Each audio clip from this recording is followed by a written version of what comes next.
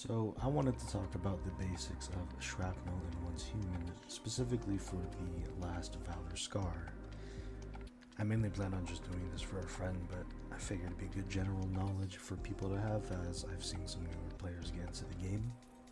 Now, Valor used to be a mediocre weapon, especially when weapons like Primal were coming out a while back. This definitely deterred a lot of newbies away from last Valor. But since then, the scar has been buffed twice in the last few patches, and despite what people say, this thing can be a monster anywhere. And in my opinion, it is pretty beginner friendly. Full transparency, this is not the best build for it by any means. When crafting your Valor, the more stars you have appear on the top right, the better. That increases the amount of damage output you will do. As you can see right here, at tier 1, we've got our star 1, whatever, we've got 264. All the way up to 330. And the way you do that is you just keep pulling out the wish machine. You can infuse the blueprints that you get extra in here to increase the stars.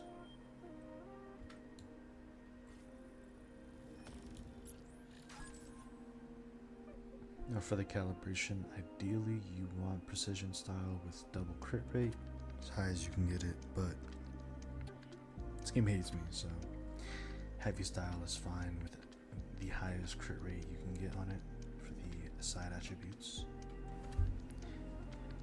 First things first is how shrapnel works. Basically, shrapnel is a chance that while you are shooting, you get an extra instance of damage on another part of the enemy's body. Typically, that damage number is around half your main attack, so 531, whatever half of that is, or around that. With Valor, you'll see hitting 4 times will trigger shrapnel, and critical hits count as 2.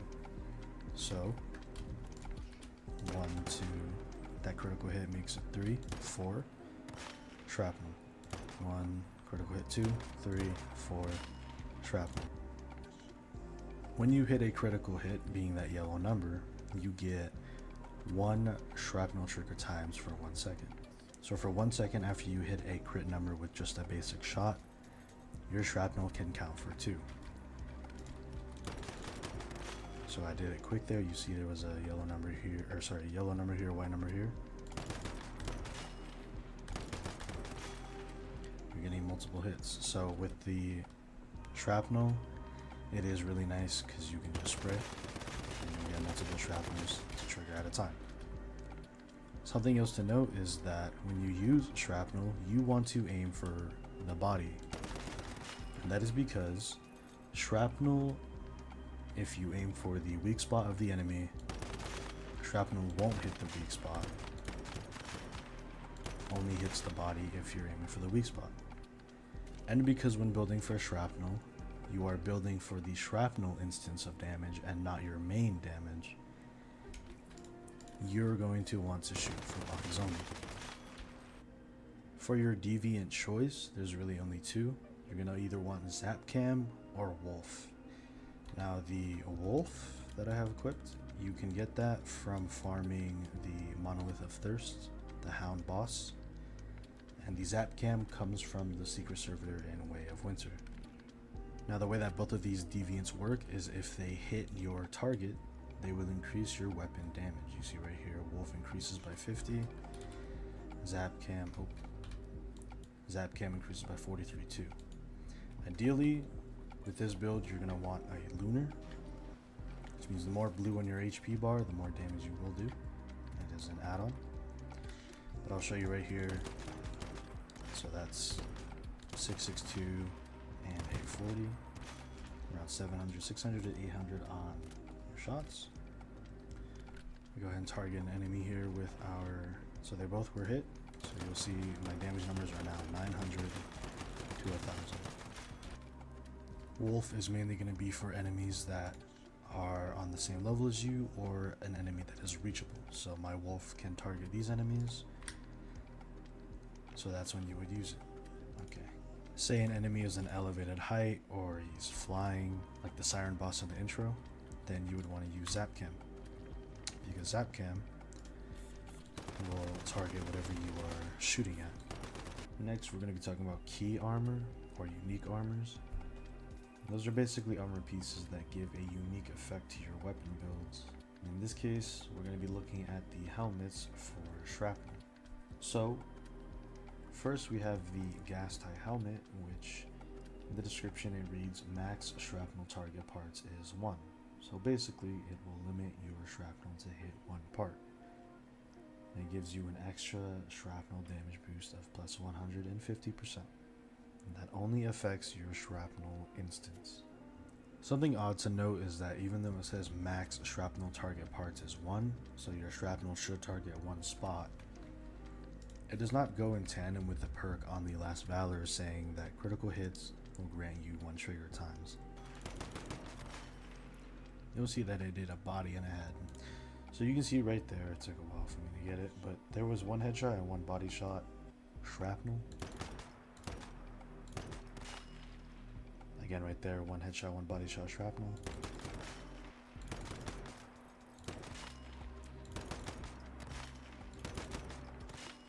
One headshot, 1 body shot shrapnel. So it's not consistent. Now beret is the typical choice that everyone has when it comes to using shrapnel. Beret gives you shrapnel hit part plus 1. What this basically means is that 100% of the time you'll do at least 2 instances of shrapnel, and then with the crit perk on Scar there is a high chance of there being 3. So put this on, you'll see that was a lot of shrapnel numbers. 2 shrapnel numbers, 4 shrapnel numbers. That is the typical key item used when it comes to shrapnel builds. And the last one we're going to talk about is cage. It does what beret does, but it's an extra instance of shrap where one of your shrap's already hit. So for example, if you hit 1 shrap on the head and 1 on the body, it'll choose either hit the head or the body on top of the 1. So it's basically what gas tie should do, and I don't know why it doesn't. But see right there, did 3 shrapes to the head, 2 shrapes to the head, 2 to the body. Now it's always confusing, especially when doing your testing, what's really best. And there are very extensive arguments online, like Reddit, YouTube, whatever, on which one you should use. And I won't lie, after a lot of testing with all 3 helmets, I don't give a shit because I can always pump out a decent amount of DPS, which means you shouldn't give a shit either. Whichever key item helmet works for you, use it. And another thing to note is that each helmet has its own respective mod change, mod setup. So if you also have a good mod already for that specific key item, then you have your answer on which one you should use. Now for the rest of your armor, it is very subjective and all of them can do a good bit of damage. My typical setup, however, is 3 pieces of Treacherous Tides here and 2 pieces of Lone Wolf. Now it doesn't matter which armors you pick, obviously you can't use helmet if you're using the key item, but so long as you have 3 pieces of Treacherous and 2 pieces of Lone Wolf, you'll be fine. Now having 2 pieces of Treacherous gives you a flat weapon damage bonus of 12%, and 3 pieces limits your lowest sanity point, giving you more weapon damage based on how low, up to 28% more weapon damage if your sanity is as low as possible. Now the way you can tell how low your sanity is, and if it's at its lowest, is with the second circle above my HP bar, the bottom right there. If the exponent above the circle is 2, and the circle meter is fully grayed, then your sanity is at the lowest. And as you can see, at the lowest sanity, my HP is basically on a 1 tick. If I were to equip 3 pieces of Treacherous, you'll see that at the lowest sanity, I still have a decent bit of HP left. The 2 pieces of Lone Wolf is just for the extra crit rate to proc more criticals, which gives you more damage, and of course more shrapnels. Now, this armor setup does encourage low HP mods, and comfortability being low. So, an alternative that you could swap to would be 4 pieces of Lone Wolf with 1 Bastille. 4 pieces of Lone Wolf stacks crit damage the more crits you hit, building up to 60%. With one piece of Bastille just giving you extra weapon damage if your HP is above 70%. Now for the secondary and the melee of this build, a lot of the times in Once Human, when you have a secondary and a melee, they are just there to buff the primary, and that is no different in this case. We are using the recurve crossbow to proc bullseye, but anything that procs bullseye in my opinion works. So I'll give you a demonstration here. My average damage number is 3k, 1k on white, 3k on crit. Right. If I proc bullseye, is at 1.5k to 4.5, almost 5k. See right there. On just normal damage hits. The shrapnel does even more. I wasn't even looking. My bad. And then for the kukri, it really depends. The long axe is easier to get. And I'll show you that here. Long axe. All it really does is if you heavy attack, so hold V, you'll see on the ground it spawns this little thing. It means you have Fortress Warfare, you're doing more damage inside of it. As you can see, I'm doing more than my typical 3k. But if you get a kukri to drop, it's usually drop from silos on hard mode and above.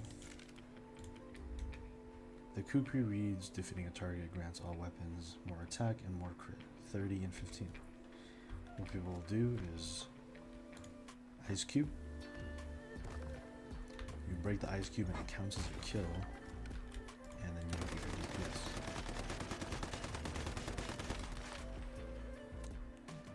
Now for the mods, you basically want to push for as much crit damage and weapon damage as you can, with side attributes like bonus damage to certain enemies and reload or magazine capacity are nice to have as well.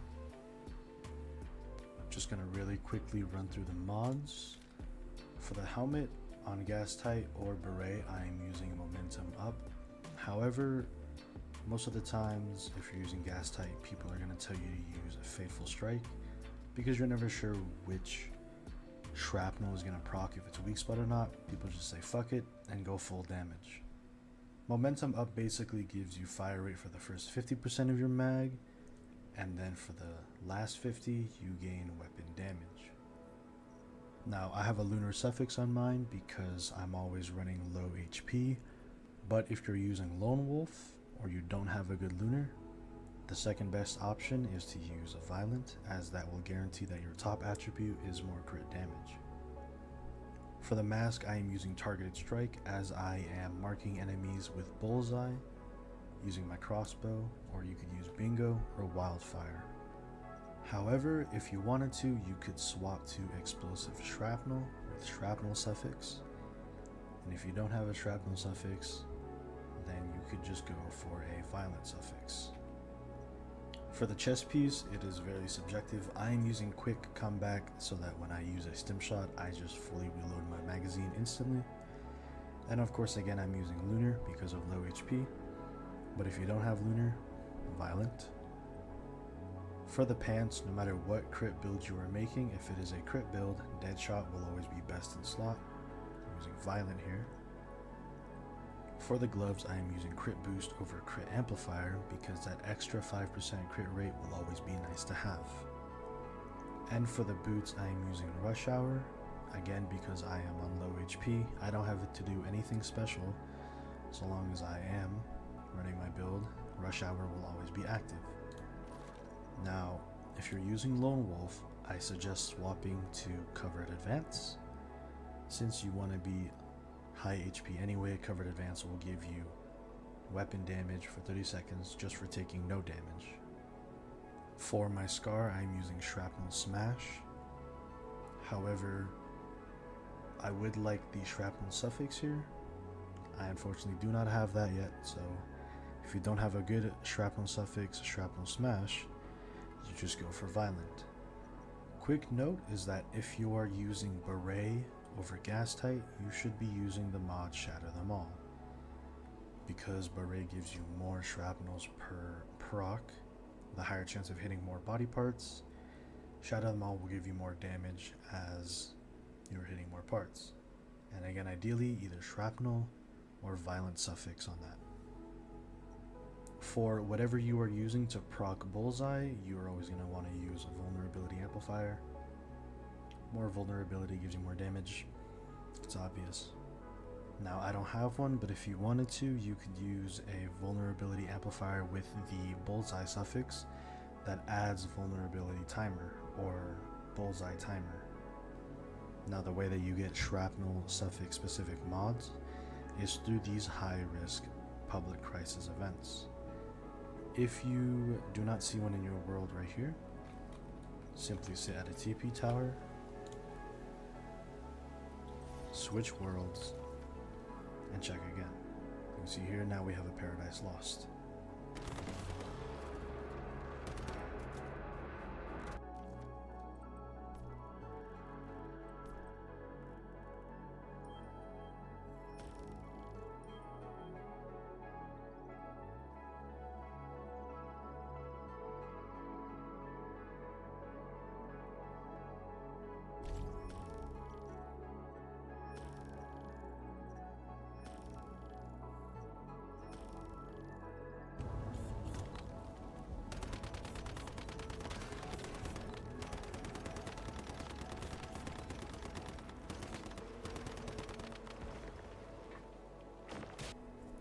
Lastly, for food buffs, I like to use crumbly bread and a mixed fried hot dog to increase my weapon damage and the damage I do against enemies that I have marked. If you're solo bossing, or if you're just bossing in general, bone and deviated sausage, definitely better. That's pretty much all I have. Again, this isn't the best build out there, and I can definitely improve. Sorry if I missed anything that someone else might have said. I'm a pretty disorganized person, and at the time of recording this entire thing, it is pretty late, and I have still much to learn about this game. I'm bad at outro stuff, so I don't know. Bye.